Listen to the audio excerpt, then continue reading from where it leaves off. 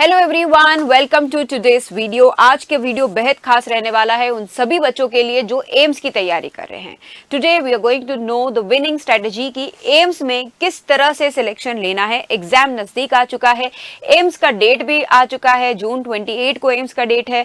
तो अगले 5 महीने आपके किस तरीके से आपको यूटिलाइज करने हैं, क्या करना है, that is the winning strategy जो हम आज के इस वीडियो में जानने वाले हैं कि किस तरह से आप समय का यूज करोगे, क्या क्या पढ़ोगे, किस तरीके से पढ़ोगे।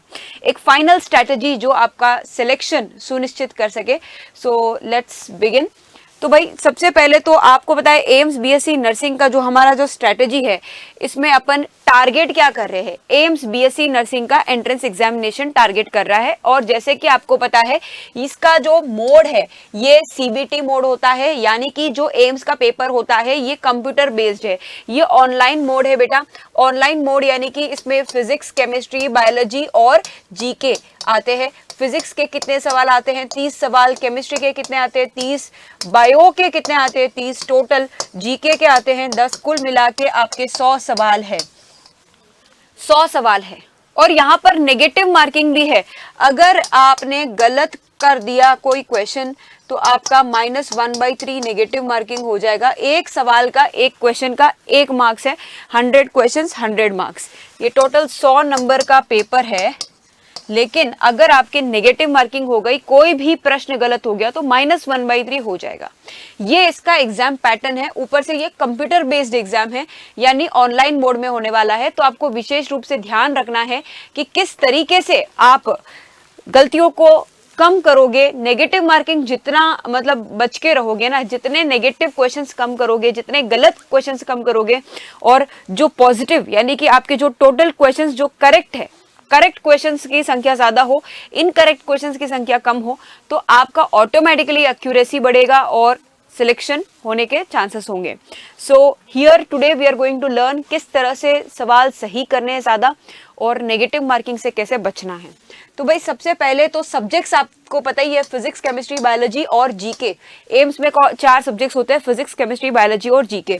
साथ में बात करें तो लेवल क्या है भाई? लेवल जो होता है एनसीईआरटी प्लस कंसेप्चुअल लेवल का होता है। एक तो एनसीईआरटी तो होता ही है, एनसीईआरटी ही आपको कम से कम बायोलॉजी में तो एनसीईआरटी 3 से 4 बार पढ़ लेना है। फिजिक्स और केमिस्ट्री में भी एनसीईआरटी ही सब कुछ है।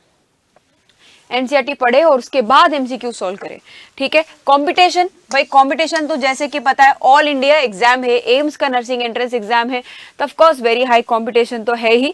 बट अगर हम स्ट्रेटजी बढ़िया अप्रोच रखें, strategy is greater than hard work, यानी स्ट्रेटजी इंपॉर्टेंट है। हार्डवर्क तो सभी करते हैं, मेहनत तो सभी करते हैं, लेकिन सही तरीके से मेहनत करना भी अपने आप में बहुत ही इंपॉर्टेंट है ना। तो सही तरीके से, किस तरीके से मेहनत करना है और क्या स्ट्रेटजी होनी चाहिए वो आज हम जान रहे हैं बेटा। 5 मंथ्स का हमारा रफली हम प्लान बता रही हूं मैं, जो भी जिसको भी ठीक लगे उसको जरूर फॉलो करना चाहिए।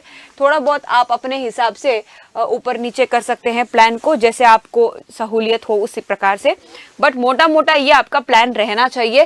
पहले जो स्टार्टिंग के 3 मंथ्स है उसमें आप कॉन्सेप्ट को अच्छे से बिल्ड करो।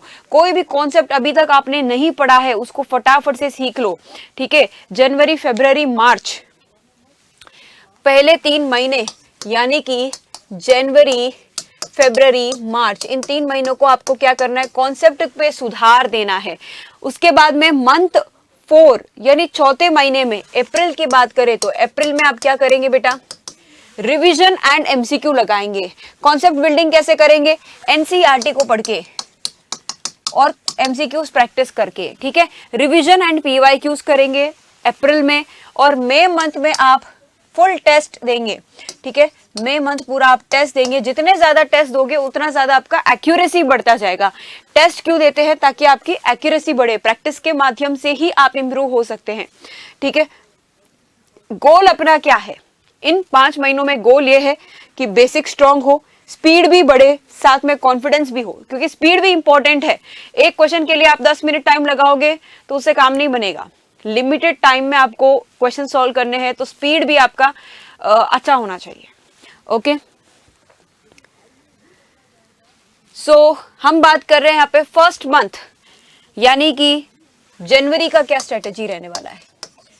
जनवरी में आप क्या करेंगे, एनसीईआरटी के जितने भी बेसिक्स है उनको कंप्लीट कर दो। पहली बात तो एनसीईआरटी के बेसिक्स कंप्लीट करोगे। बायोलॉजी में देख सकते हैं आप, जैसे कि 11वीं पढ़ लो, 11वीं कंप्लीट कर लो पूरे जनवरी में। बायोलॉजी में 11वीं, केमिस्ट्री में और फिजिक्स में, सब में 11th क्लास कंप्लीट कर दो। और डेली 50 एमसीक्यू तो सॉल्व करने ही है और कम से कम 6 से 7 घंटे पढ़ने हैं। भाई 50 एमसीक्यू अगर आप सॉल्व नहीं करोगे डेली तो सिलेक्शन कैसे होगा, क्योंकि 50 एमसीक्यू कम से कम सॉल्व करोगे तो प्रैक्टिस बनेगी। आपका प्रैक्टिस बनना चाहिए। एग्जाम हॉल में आप तभी क्वेश्चंस को सही कर पाओगे जब आप एवरीडे प्रैक्टिस करोगे। ठीक है, 50 सवाल कम से कम आपको डेली सॉल्व करने हैं। स्टडी टाइम भी 6 से 7 घंटे होना चाहिए कम से कम जनवरी में पर डे। उसके बाद में बात करें सेकेंड मंथ की, फरवरी में आप क्या करेंगे। फरवरी में भाई बायोलॉजी का क्लास 12 कर लो cover, complete the remaining PCB. Chemistry का भी क्लास 12 कंप्लीट कर दो और फिजिक्स का भी आप 12वीं जो है कंप्लीट कर दो। ठीक है, इस प्रकार से जनवरी फरवरी 2 महीने में आपका 11th एंड 12th पूरा हो जाएगा, पूरा सिलेबस आपका कंप्लीट हो जाएगा। उसके बाद में नर्सिंग एप्टीट्यूड तो वैसे भी आपके है नहीं, आप सीधा जीके को स्टार्ट कर सकते हैं। एक बार आपका फिजिक्स केमिस्ट्री बायोलॉजी कंप्लीट हो जाए, फिर आप जीके को शुरू कर सकते हैं। जीके जो है अपने आप में, जीके के भी जैसे कि आपको पता है 10 सवाल आते हैं, 10 क्वेश्चंस आते हैं। जीके भी अपने आप में बहुत ही ज्यादा इंपॉर्टेंट है, तो जीके को कवर करना इज वेरी वेरी इंपॉर्टेंट। जो 10 क्वेश्चंस हैं वो तभी हम करवा रहे हैं, तभी सही होंगे जब आप उसको अच्छे से पढ़ोगे। हम यूट्यूब पर भी करवा रहे हैं, ऐप पर भी करवा रहे हैं।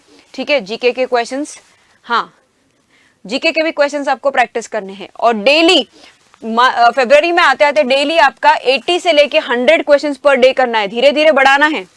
जैसे जनवरी में आपने 50 सवाल कर रहे हो एवरी डे, तो यहाँ पर आपको 80 से 100 क्वेश्चंस पर डे पर आना है, धीरे धीरे प्रैक्टिस बढ़ानी है। फिर उसके बाद में बात करते हैं मार्च में आप क्या करेंगे।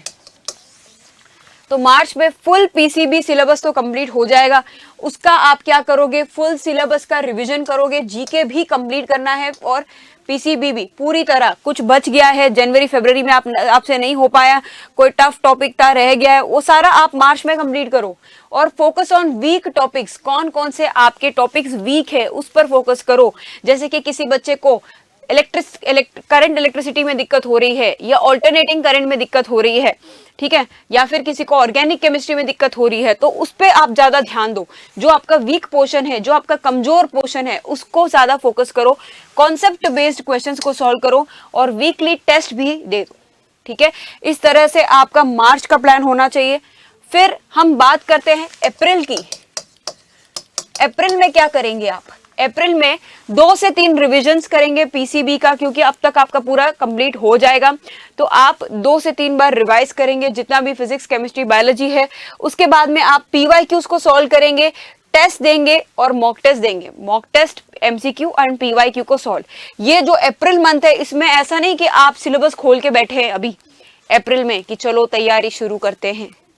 बेटा एम्स है, पेपर बहुत हाई लेवल का आएगा, तो मैं जो स्ट्रैटेजी बता रही हूँ उस अकॉर्डिंग से आपको बहुत जल्दी, मतलब अभी से तैयारी शुरू कर देनी है।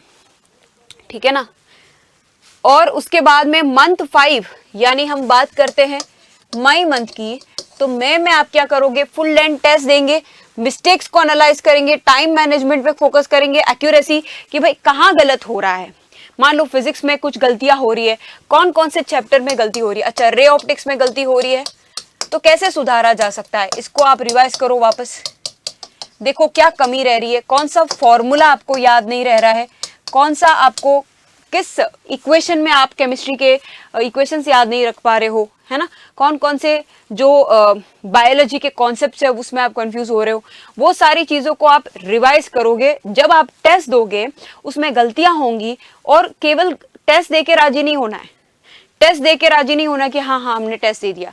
टेस्ट देने से भी जरूरी ये है कि टेस्ट देने के बाद आपको गलतियां देखनी है कि क्या क्या गलतियां हैं, कहां हम गलत जा रहे हैं, और उस गलती को सुधारने की कोशिश करनी है। अच्छा, ये कॉन्सेप्ट मेरा वीक है तो चलो इसको रिवाइज कर लेते हैं। तो कॉन्सेप्ट को रिवाइज करने में आपको फोकस करना है। मस्ट फॉलो रूल्स, कौन कौन से रूल्स है जो आपको फॉलो करने हैं प्रिपरेशन के दौरान। कोई भी ऐसा नहीं कि मन कर लिया कोई भी सब्जेक्ट को उठा के रैंडम स्टडी कर लिया। अब वो रैंडम स्टडी करने का दौर नहीं है, अब आपको फोकस्ड स्टडी करना है, ठीक है ना। सिलेबस आपने प्लान बना दिया, उसके अकॉर्डिंग ही चलना होगा, डिसिप्लिन के साथ। स्किपिंग मॉक एनालिसिस, देखो भाई मॉक टेस्ट देने के बाद उसको एनालाइज भी करना है। मैं यहाँ पे अपने ऐप में जुड़े बच्चों को भी कहती हूँ कि मॉक टेस्ट देने के बाद आप जरूर एनालाइज करो कि कौन कौन से क्वेश्चंस गलत है और उसके सॉल्यूशन देखो, सीखो कि क्या स्टेप्स है, किस तरह से कहाँ गलती हो रही है, वो जरूर देखो। एनसीईआरटी को पहली प्रायोरिटी दो। एमसीक्यू प्रैक्टिस रोज करनी है, जैसे कि मैंने आपको कहा कम से कम 50 एमसीक्यू आपको डेली करनी है, ठीक है। और वीकली रिवीजन कंपलसरी है। जो भी आपने पूरे हफ्ते में पढ़ा है मंडे से लगा करके फ्राइडे तक, उसको आप क्या करोगे, सैटरडे और संडे रिवाइज करोगे, ठीक है। सैटरडे और संडे उसको अच्छे से रिवाइज करोगे, एक एक चीज को रिवाइज करोगे। रिवाइज नहीं करोगे तो कोई मतलब नहीं है पढ़ने का।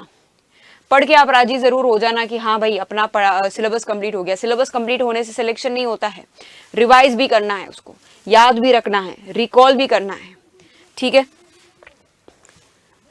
तो हम उत्कर्ष आपके लिए लेकर आया है विंटर सिलेक्शन ऑफर। जैसे कि आप देख सकते हो न्यू ईयर भी आ रहा है, सर्दी का भी मौसम है, तैयारी भी आपको करनी है, क्योंकि इस बार इस नववर्ष का यही संकल्प है कि सिलेक्शन ही एकमात्र विकल्प है। इस नववर्ष आप संकल्प ले लो कि इस बार सिलेक्शन ही एकमात्र विकल्प है, आपको 100% सिलेक्शन लेना ही है, ठीक है। और आपकी तैयारी में हम पूरा आपका सहयोग करेंगे। जैसे कि आपको पता है बीएससी नर्सिंग एंट्रेंस एग्जाम के सभी ऑनलाइन कोर्सेज जो है अपने उत्कर्ष ऐप पर है, और अप टू 90% ऑफ हम लेकर आए हैं। साथ में अप टू 500 रुपीज कैशबैक भी है और 50% एक्स्ट्रा वैलिडिटी भी आपको मिलेगी।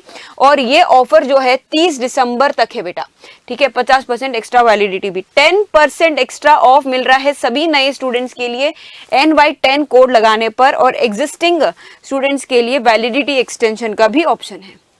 जो बच्चे एम्स की तैयारी करना चाहते हैं उनके लिए मंजिल 3.0 बैच है। आप प्राइजेस देख सकते हैं, this are the reduce prices, जो कि यहाँ पर ऑफर लगने के बाद, ठीक है। और 30 दिसंबर तक ही है, ये देख सकते हैं आप 800 स्टैंडर्ड प्राइस, और इससे कम तो क्या होगा देखो, है ना। तो अभी भी टाइम है, आप अगर आपका सिलेबस कंप्लीट नहीं हुआ है आप कोर्स ज्वाइन करो, फटाफट से सिलेबस कंप्लीट करो, और जैसे मैंने बताया है उस प्रकार से चलते जाना अगले 5 महीने, ठीक है। RUHS की अगर आप तैयारी कर रहे हैं तो RUHS का भी हमारा देखो कोर्स है। साथ में अगर आप UPC नेट की तैयारी कर रहे हैं या रामबाण बैच जो है सभी नर्सिंग एंट्रेंस एग्जामिनेशंस को कवर कर रहा है। मान लो आप UPC नेट एम्स दोनों की एक साथ तैयारी कर रहे हो तो आपके लिए रामबाण बैच बेस्ट है, क्योंकि इसमें सब कुछ कवर करवाया जा रहा है, ठीक है, जितने भी नर्सिंग एंट्रेंस एग्जामिनेशंस है। साथ में आप देख सकते हैं यहाँ पर, हाँ तो ये देखो रिड्यूस्ड प्राइस, ये जो है केवल 30 दिसंबर तक ही है रिड्यूस्ड प्राइस। MPPNST की बात करें, अगर बिहार BCEC की बात करें तो उसके भी कोर्सेस है, तेजस बैच है, आप ज्वाइन कर सकते हैं अगर आप MPPNST की तैयारी कर रहे हैं या फिर बिहार BCEC की। साथ में बेटा अगर एम्स पैरामेडिकल की तैयारी कर रहे हैं, पैरामेडिकल कोर्सेज की, या RUHS पैरामेडिकल फार्मेसी की, तो भी आपके लिए देखो कोर्सेज हैं। UPCPET भी है, उत्तर प्रदेश का जो पैरामेडिकल एंट्रेंस एग्जामिनेशन है, इन सब के आप प्राइसेस देख सकते हैं। ये केवल ये जो ऑफर है इन सब पे ये ऑफर लागू है, केवल ये 30 दिसंबर तक है। ये बात आप जरूर याद रखना, 30 दिसंबर से पहले ही आपको ये ऑफर अप्लाई करना है, ठीक है ना। उसके बाद में जो रेगुलर प्राइसेस है उस अकॉर्डिंग ही आपको सारे कोर्सेस मिलेंगे। मास्टर पास भी है, जिसमें एक से अधिक एग्जाम्स को कवर किया जा रहा है। 6 महीने, 1 साल, 2 साल, इस प्रकार की वैलिडिटी है। देख सकते हैं 6 महीने की, 12 मंथ्स की, 18 मंथ्स की वैलिडिटी है, जिसमें आपको online live recorded classes, test series, MCQ, e notes, हर चीज प्रोवाइड हो रही है, ठीक है। तो ये है आपका जो कोर्सेस है और किस तरह से आपको तैयारी करनी है। अब डिसीजन आपका है कि आपको सिलेक्शन लेना है या नहीं। अगर लेना है तो आज से ही डिसिप्लिन्ड तरीके से आपको सही अप्रोच से पढ़ना है, और डेली कम से कम 50 MCQ सॉल्व करने ही है। प्रैक्टिस करोगे तभी सिलेक्शन होगा, ठीक है। केवल सोचने से सिलेक्शन नहीं होता है, मेहनत करने से आपको जान लगानी है, और स्ट्रेटजी भी ऐसा नहीं कि हार्डवर्क यानी कि चुपचाप आप बैठ के पढ़ते गए, एक कोने से दूसरे कोने तक किताब को पढ़ते गए, ऐसा नहीं है। You have to have a right strategy. किस तरह से आप कॉन्सेप्ट को समझते हैं, किस तरह से आप उसको अप्लाई करके एमसीक्यू सॉल्व कर पाते हैं, that is going to decide your selection. Okay, thank you everyone, thank you, all the best.